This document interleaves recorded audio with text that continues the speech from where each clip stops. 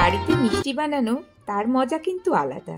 তো নরম তুলতুলে এত সুন্দর সন্দেশ ঘরে থাকা একদম সাধারণ জিনিস দিয়েই বানিয়ে ফেলা যায়। একদম হালকা মিষ্টি, বেশি কড়া মিষ্টি অনেকেই পছন্দ করে না। আর একবার বাড়িতে যদি এরকম মিষ্টি বানাও না, আমি গ্যারেন্টি দিচ্ছি দোকানে যে কোনো সন্দেশ খাওয়া ভুলে যাবে। আর নিজের ঘরে নিজে হাতে যদি বানানো যায় সেটা অনেক বেশি খাঁটি হবে এবং অনেকটা সস্তাতেও হবে। আর এটা ভীষণ বানানো সহজ, যে কেউ যে কোনো সময়ই বানিয়ে ফেলতে পারবে। তো চলো বানানো শুরু করা যাক। আমি অস্মিতা, সবাইকে ওয়েলকাম অস্মিতাস কড়াই। তো এর জন্য প্রথমেই এরকম কোনো একটা সসপ্যান নিয়ে নিলাম বা কড়া নিয়ে নেব, তাতে একটু জল নিয়ে নেব যাতে দুধটা নিচের দিকে না লেগে যায়।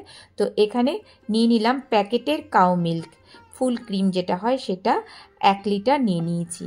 এমনি বাড়িতে যে পিওর গরুর দুধ পাওয়া যায় সেটা পেলে আরও বেশি ভালো হবে। তো এটাকে খুব ভালো মতো ফুটিয়ে নেব আগে। তো এবারে ততক্ষণে নিয়ে নেব একটা বাটিতে 2 চামচ ময়দা, তাতে নিয়ে নেব 2 থেকে 3 চামচের মতো জল। খুব ভালো করে এটাকে মিক্সড করে নেব যাতে এর মধ্যে কোনো লাম্পস না থাকে, মানে দলা দলা না পেকে যায়। তো এবারে এটাকে নিয়ে আমরা যে দুধটাকে ফুটতে দিয়েছিলাম সেই দুধের মধ্যে এই চামচে করে করে 1 চামচ এরকম দিয়ে দিয়ে ঘুরিয়ে ঘুরিয়ে এটাকে দিতে থাকবো। একবারে কিন্তু কখনোই দেওয়ার চেষ্টা করব না, দিয়ে বারবার করে এরকম কোনো স্পুন বা হাতা দিয়ে এটাকে কন্টিনিউয়াসলি নাড়তে থাকবো, না হলে পরে কিন্তু আবারও সেখানে লাম্পস হয়ে যাওয়ার চান্স আছে। তো এবার এটা যখন খুব ভালো করে মিশে যাবে সেই সময় একটা বাটিতে নিয়ে নেব ভিনিগার এবং জল, দুটোকে একসাথে মিশিয়ে নিয়েছি। 1 চামচ ভিনিগার আর 2 চামচ নিয়ে নিয়েছি জল। এবারে এই যে ফুটন্ত দুধ যেটা তার মধ্যেই এটা দিয়ে দেব, দিয়ে এবার কন্টিনিউয়াসলি এইভাবে নাড়তে থাকবো। তাহলেই দেখবো আস্তে আস্তে এটা ছানাটা কেটে যাচ্ছে। আচ্ছা, এখানে যদি ভিনিগার না পাওয়া যায় তাহলে সেক্ষেত্রে পাতি লেবুর রস করে এটা এরকমভাবে দিতে থাকবো, তাহলেই পরেই দেখবো যে খুব সুন্দরভাবে ছানাটা কেটে যাচ্ছে। তো দেখবো যখন কালারটা চেঞ্জ হয়ে গেল এবং পুরোটা ছানা বেরিয়ে চলে এসেছে, জল থেকে আলাদা হয়ে গেছে, তখন কি করব, আমরা এরকম একটা কোনো কাপড় নিয়ে তার মধ্যে আমরা ছানার জলটা, শুদ্ধ ছানাটাকে দিয়ে দেব। অ্যাকচুয়ালি আমরা ছানাটাকে জল থেকে পুরোপুরি আলাদা করে নেব। আমরা সাধারণত দোকানে দেখি এরকমভাবে ছানা ঝুলিয়ে রাখে, ঠিক এইভাবেই আমরা এটাকে তৈরি করে নেব। এবার এটাকে না একটা এরকম স্টেইনার বা কোনো ছাঁকনির ওপরে রেখে দেব, দিয়ে এবার এটাকে ধুয়ে নিতে হবে। যেহেতু আমরা এটা ভিনিগার দিয়ে করেছিলাম না, তো সেই জন্য এটাকে 2 থেকে 3 বার খুব ভালো মতো করে ধুয়ে নেব। ধুয়ে নিয়ে জলটাকে যতটা সম্ভব বের করে নেওয়া যায় বার করে নিয়ে এবার এটাকে এই স্টেইনার বা ছাঁকনির মধ্যেই আমরা রেখে দেব। মোটামুটি 7 থেকে 8 ঘন্টা এভাবেই এটাকে ছেড়ে দেব। এবার 7-8 ঘন্টা পর আমরা এটাকে দেখে নেব। আর জলটাকে খুব বেশি একেবারে হয় না পনির যেরকম সেরকমভাবে আমরা নিংড়ে নেব না। তো এটাকে একটু খুলে দেখব, এই দেখো অনেকটা ময়েশ্চার আছে আর অনেকটা মানে ক্রিম ব্যাপারটা আছে। তো এটাই আমাদের এখানে লাগবে। এবারে নিয়ে নেব একটা এরকম কোনো মিক্সি জার নিয়ে নেব, তার মধ্যেই আমরা ছানাটাকে আগে নিয়ে নেব। এবার এর মধ্যে নিয়ে নেব মিষ্টি।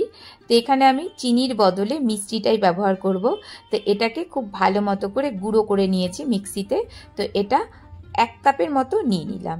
নিয়ে এর মধ্যে নিয়ে নেব মিল্ক পাউডার বা গুঁড়ো দুধ, সেটা 1/2 কাপের মতো নিয়ে নিলাম। এটা টেস্টটা খুব ভালো আসে সেই জন্য এটা দিলাম। আর নিয়ে নেব এলাচ, থেতো করে নিয়েছি, ফ্রেশ এলাচ যেটা সেটাই নিলাম। তো এবারে ভালো মতো করে মিক্সিতে ঘুরিয়ে একটা বাটির মধ্যে আগে নামিয়ে নিলাম। আর এবার দেখতে পাচ্ছি দেখো এরকম একদম স্মুথ একটা ব্যাটার আমাদের দরকার। ব্যাটারের মধ্যে দিয়ে দেব কয়েকটা জাফরান। জাফরান যদি না থাকে সেক্ষেত্রে সেটা একদম স্কিপ করা যেতে পারে। জাফরানের জন্য কালার এবং গন্ধটা একটু বেশি ভালো হয়, সেই কারণেই জাফরানটা দিয়ে নিলাম। ভালো করে মিশিয়ে নেব। এবারে নিয়ে নেব এরকম একটা কেক মোল্ড নিয়েছি। কোনো অসুবিধে নেই যদি কেক মোল্ড না থাকে, কাঁধ উঁচু যে থালাগুলো হয় না সেই থালাগুলো নিয়ে তার মধ্যেও এটা করা যেতে পারে। এবারে এরকম একটা বাটার পেপার আমি দিয়ে নিলাম, দিয়ে এবার ওপর দিয়ে একটু ঘি ব্রাশ করে দিলাম যাতে করে সহজে এটা বেরিয়ে চলে আসে। এরপর যে আমরা ব্যাটারটা রেডি করে রেখেছিলাম সেই ব্যাটারটাকে আস্তে আস্তে করে আমরা এই মোল্ডের মধ্যে পুরোটাই ঢেলে দেব। দিয়ে এবারে এর ওপর দিয়ে একটু ডেকোরেশন করতে হবে, তো তার জন্য আবারও একটু কয়েকটা জাফরান আমি ওপর দিয়ে এরকমভাবে দিয়ে দিলাম। দিয়ে এবার এটা মোটামুটি রেডি। এটাকে এখন আপাতত সরিয়ে এরকম একটা কোনো কড়া নিয়ে নেব, যেটার হয় না যে একটু মোটা টাইপের কড়া, সেরকম কড়া নিয়ে নিলাম, তাতে জল নিয়ে নিলাম আর এরকম একটা স্ট্যান্ড নিয়ে নিলাম। এবারে আস্তে করে মোল্ডটাকে এর মধ্যে বসিয়ে দেব। যদি থালা হয় তাহলে থালাটাকে এর মধ্যে বসিয়ে দেব। ওপর দিয়ে এরকম একটা ফয়েল পেপার খুব ভালো মতো পেঁচিয়ে দেব, যাতে এখান থেকে যে বাষ্পটা বেরোবে সেই বাষ্পটা ভেতরে যেন না ঢুকতে পারে। এবারে এর মধ্যে একটা ঢাকা চাপা দিয়ে দেব। দিয়ে এটাকে 20 থেকে 25 মিনিট খুব কম আঁচে, মানে একদম লো ফ্লেমে আমরা এটা করে নেব। এরপর 20 মিনিট পর আমি একটু তুলে দেখব। দিয়ে এবার এটাকে আস্তে করে নামিয়ে নেব। নিয়ে এটা এখন প্রচণ্ডই গরম আছে, তো গরম অবস্থাতেই আমি একটু খুলে দেখে নেব যে এর ভেতরে অবস্থাটা বা কীরকম অবস্থায় এটা রয়েছে।